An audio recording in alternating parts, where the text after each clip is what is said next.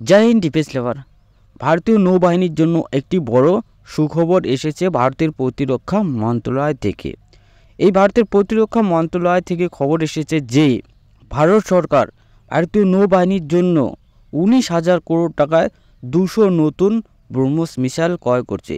ভারতীয় নৌবাহিনী আগে যেসব ব্রহ্মস মিসাইল ব্যবহার করত সেই সব মিসাইল 290 কিলোমিটার পর্যন্ত অ্যাটাক করতে সক্ষম ছিল, কিন্তু বর্তমানে যে 200টি ব্রহ্মস মিসাইল ক্রয় করছে সেগুলি আগের তুলনায় অনেক বেশি দূর পর্যন্ত অ্যাটাক করতে সক্ষম। বর্তমানে যেসব ব্রহ্মস মিসাইল ক্রয় করছে এই ব্রহ্মস মিসাইলগুলি 900 কিলোমিটার পর্যন্ত অ্যাটাক করতে সক্ষম। ভারত এবং রুশ যৌথভাবে এই ব্রহ্মস মিসাইল তৈরি করছে।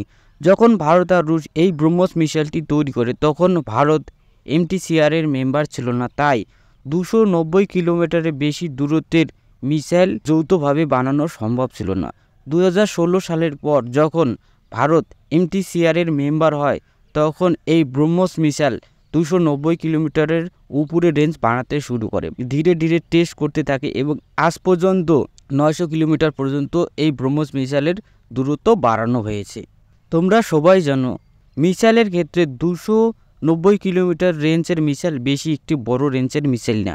যুদ্ধকালীন পরিস্থিতি দুটি দেশ যখন মিসাইল ফায়ার করবে এই 290 কিলোমিটারের দূরত্ব থেকে যদি কোনো মিসাইল ফায়ার করা হয়, শত্রু দেশের মিসাইলও কিন্তু এই শিপ বা সাবমেরিন থেকে যে মিসাইল ফায়ার করবে সেটি আক্রান্ত হতে পারে। তাই এই মিসাইলের দূরত্ব বাড়ানো একান্তই জরুরি ছিল। আর ভারতের সবচেয়ে বড় শত্রু হচ্ছে চীন এবং পাকিস্তান, এদের কাছেও বড় বড় মিসাইল রয়েছে যেগুলি 290 কিলোমিটারের বেশি রেঞ্জ আছে।